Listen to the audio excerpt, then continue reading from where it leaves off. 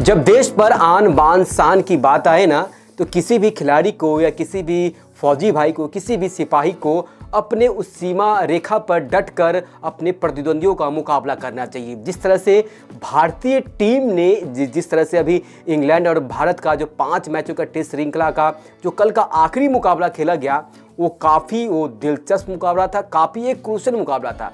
ऐसा क्रिकेट और ऐसा टेस्ट मैच मैंने अब तक अपने लाइफ में नहीं देखा था। जिस तरह से हम देखिए, उनके योद्धा क्रिस वॉक्स की बात करें, बाएं कंधे में चोट लगने के बावजूद भी एक हाथ से वो बल्लेबाजी करने आए। वो नतीजा बाद में कुछ और निकला, इंग्लैंड के पक्ष में ना गया। लेकिन अगर वही हम एडजस्टन की बात करें, जहां पर ऋषभ पंत को भारतीय टीम की ज़रूरत था, तो ऋषभ पंत भी बैटिंग करने आए। चाहे वो लंगड़ाते हुए आए, एक पैर में चोट लगा हुआ था, फिर भी वो किसी भी तरह से क्रीज पर आए और भारतीय टीम ने जो क्या कह रहा हूँ, जिस तरह से ऋषभ पंत ने एडजस्टमेंट में वो 50 लगाकर भारतीय उस बल्लेबाजी की जो रेखा नींव को और मजबूत करने की कोशिश की, इसी तरह हमारे जो फौजी भाई भी हैं, जो हमारी सीमा रेखा पर, वो भी हमेशा की तरह वो तैनात रहते हैं किसी भी दुश्मन पर लड़ाई लड़ने के लिए। और किसी भी क्षण वो कहीं से भी कुछ भी हो सकता है। तो इसी भी तरह से कल जिस तरह से क्रिस वॉक्स आए थे वो बल्लेबाजी करने के लिए, उनके लिए तो कोई मतलब शब्द नहीं है, निशब्द हम हो गए। जिस तरह से उन्होंने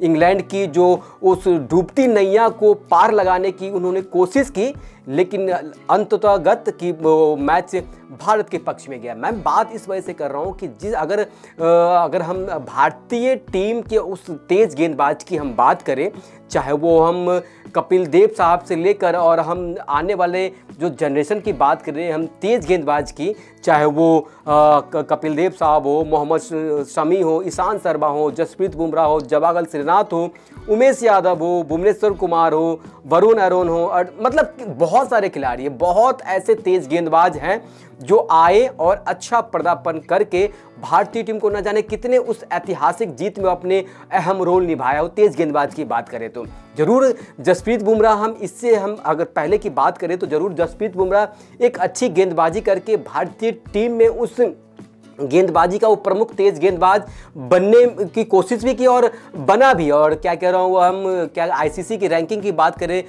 टेस्ट में गेंदबाजी के, तो सबसे प्रथम नंबर पर उन्हीं का इनाम आता था कुछ दिन पहले की हम बात करें तो। जरूर जसप्रीत बुमराह ने अच्छे मैच खेलकर भारत को अच्छे मैच भी जिताने की कोशिश की है। लेकिन आज जसप्रीत बुमराह को कुछ दिन पहले का एक स्टेटमेंट देखा जाए तो जरूर एक स्टेटमेंट ऐसा था, उन्होंने पहले ही जब एंडरसन तेंदुलकर कप का जब आयोजित होने वाला ही था, तो उसे जब टीम का चयन भी होना था, तो उससे पहले उन्होंने एक बीसीसीआई को खत लिखकर भेजा था कि हम इस 5 के 5 मैच तो नहीं खेलेंगे। लेकिन बीसीसीआई की तरफ से उस लिखित का वो पुख्ता प्रमाण उनके पास नहीं आया था। आप 5 टेस्ट मैच खेले, उन्होंने पहले ही बोल दिया था कि हम 3 मैच से ज़्यादा नहीं खेलेंगे। फिर भी जसप्रीत बुमराह को बीसीसीआई ने उस स्क्वाड में शामिल करते हैं भारतीय टीम में, क्योंकि उस तरह से हम बात करें अनुभवी गेंदबाज उस तरह से भारतीय टीम में नहीं थे। जरूर जसप्रीत बुमराह की जगह पर मोहम्मद सिराज थे, क्योंकि अगर हम जसप्रीत बुमराह की और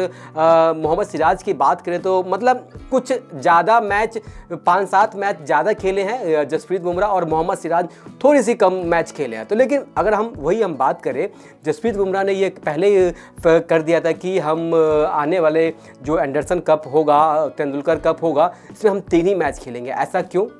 कभी आपने तो जब बॉम्बे की तरफ से खेलते हैं और मुंबई इंडियन की तरफ से, तो ऐसा तो आप कभी नहीं कहते कि उसमें 14-15 मैच खेलते हैं। क्या आईपीएल में आपने तो कभी नहीं बोला होगा अपने फ्रेंचाइजी को कि भैया सिर्फ 10 ही मैच खेलेंगे, क्योंकि नहीं, आप वहाँ पर नहीं बोल सकते, क्योंकि आपको वहाँ पर जो पैसे से वो मुंह को बंद कर दिया जाता है, वो जो क्या कहते हो टेप लगा दिया जाता है, उसके आगे आप नहीं बोल सकते हैं। अगर आपको देश के प्रति उतना रुझान नहीं है तो आप उस जगह पर आप रिक्त स्थान कर दें और कोई नए खिलाड़ी का भी चयन हो सकता है। लेकिन मुझे लगता है कि अब जसप्रीत बुमराह की हम बात करें, जरूर जसप्रीत बुमराह मैच की हम बात करें तो जसप्रीत बुमराह अब तक उस तरह से ऐसा नहीं है कि उन्होंने 100-150 मैच खेल चुके हैं और उन्होंने अब उनके मुंह से ये सुनने को मिल रहा है कि हम भैया आने वाले समय में 3 मैच ही खेलेंगे, उससे ज़्यादा मैच नहीं खेलेंगे। जरूर जसप्रीत बुमराह की बात करें तो टेस्ट मैच सिर्फ 48 मैच खेले हैं वो, और ओडीआई की बात करें तो 89 मैच खेले हैं। 48 मैच में 219 विकेट है उनका। टेस्ट की बात करें तो ओडीआई में हम बात करें तो 79 मैच में 149 विकेट है। मतलब उस तरह से वो खास रिकॉर्ड जसप्रीत बुमराह के नाम नहीं है। अब वही हम बात करते हैं मोहम्मद सिराज की। मोहम्मद सिराज की देखिए सिर्फ 41 मैच है, 123 विकेट है। ओडीआई की बात करते हैं 44 मैच खेले हुए हैं, 71 विकेट लिए। तो उस अगर वही हम कपिल देव साहब की बात करें तो कपिल देव साहब ने अपने टेस्ट कैरियर में सबसे ज़्यादा 131 मैच खेले हैं और 434 विकेट अपने नाम किए, जो भारतीय तेज गेंदबाज में सबसे ज़्यादा विकेट कपिल देव साहब का। और हम उसके बाद हम बात करें ईशांत शर्मा का भी नाम है। ईशांत शर्मा भी काफ़ी मैच खेले हुए हैं भारत की ओर से। ईशांत शर्मा जरूर 105 मैच खेले हैं जिनमें 311 विकेट उनके नाम है। अगर वही ओडीआई की बात करें तो जरूर ओडीआई थोड़ा सा वो कम मैच खेले, 80 मैच खेले, 115 विकेट उनके नाम है। तो वही अगर ये हम तुलना इस वजह से कर रहे हैं कि क्या जसप्रीत बुमराह उस ओहदे के खिलाड़ी हो गए, क्या वो बीसीसीआई को ये सवाल और जवाब करने के लिए वो इतने हकदार हो गए कि भैया हम 3 मैच खेलेंगे, हम 5 मैच नहीं खेल सकते, हमारी वर्कलोड ज़्यादा है। भैया वर्कलोड तो किसके पास है? क्या मोहम्मद सिराज के पास वर्कलोड नहीं था क्या? मोहम्मद सिराज ही पूरा आईपीएल मैच खेलते हैं, उसके बाद वो टीम में शामिल होते हैं, उसके बाद वो पाँचों के पाँचों मैच खेलते हैं। मतलब 180 ओवर पूरे सीरीज में उन्होंने डाला है, 180 ओवर, 1100 से ज़्यादा उन्होंने गेंद फेंके हैं। मतलब 23 विकेट, सर्वाधिक विकेट उनके नाम रहा। क्या कह रहा हूँ, एंडरसन तेंदुलकर कप की हम बात करें तो क्या वही मैं ये समझने की कोशिश कर रहा हूँ, क्या अब क्या कह रहा हूँ, जसप्रीत बुमराह क्या अब टेस्ट से, मुझे लगता है कि आने वाले वक्त में मुझे लगता है कि जिस तरह से विराट कोहली साहब, क्या कह रहा हूँ, रोहित शर्मा, आर अश्विन, जिस तरह से वो टेस्ट से संन्यास ले चुके हैं, मुझे लगता है कि आने वाले समय में कुछ दिनों की बात है, आपको टेस्ट क्रिकेट में जसप्रीत बुमराह भी नज़र नहीं आने वाले। जिस तरह से कुछ दिन पहले ही जिस तरह से पूर्व खिलाड़ी जो हमारे मोहम्मद कैफ है, उनका एक स्टेटमेंट आया था जब चौथा मैच जब भारतीय टीम वो ड्रॉ किया था, तो उस समय एक स्टेटमेंट आया था मोहम्मद कैफ के कि आने वाले समय में आप जसप्रीत बुमराह को लाल गेंद में गेंदबाजी करते हुए आप नहीं देख पाएंगे और व्हाइट जर्सी में आप नहीं देख पाएंगे। सही बात है, उनको अब व्हाइट जर्सी में पहनने का शौक भी नहीं है, ना लाल गेंद फेंकने का उनका शौक है। बस गेंद फेंकने का शौक है तो सिर्फ आईपीएल में अपने क्या कह रहा हूँ क्या फ्रेंचाइजी के लिए और उस पैसे के लिए जरूर गेंद फेंकेंगे, चाहे वो क्या कह रहा हूँ आप जितने ओवर डलवा लें, उससे कोई फर्क नहीं पड़ता। रोज आईपीएल में देख लीजिए, हर दूसरे दिन मैच होता है, मैच के बाद भी ट्रैवल होता है, बहुत सारे होती हैं, प्रैक्टिस मैच होता है, उसके बाद प्रेस कॉन्फ्रेंस होता है, बहुत सारे। जब मैं भी आईपीएल कवर करता था तो मुझे भी बहुत भागा दौड़ी करना पड़ता था। आईपीएल का जो शेड्यूल होता है वो बहुत टाइट शेड्यूल होता है, उसमें आप क्या कह रहा हूँ, उसमें आप टाइम नहीं निकाल पाते। लेकिन वही है मैं कि बात कर रहा हूँ कि अब जसप्रीत बुमराह अब उस ओहदे के खिलाड़ी हो गए हैं कि अब बीसीसीआई को सख्त लफ्ज़ में वो जवाब दे सकते हैं कि भैया हम आने वाले वक्त में सिर्फ आपका इतना ही मैच खेलेंगे, 2 मैच खेलेंगे या ये मैच खेलेंगे।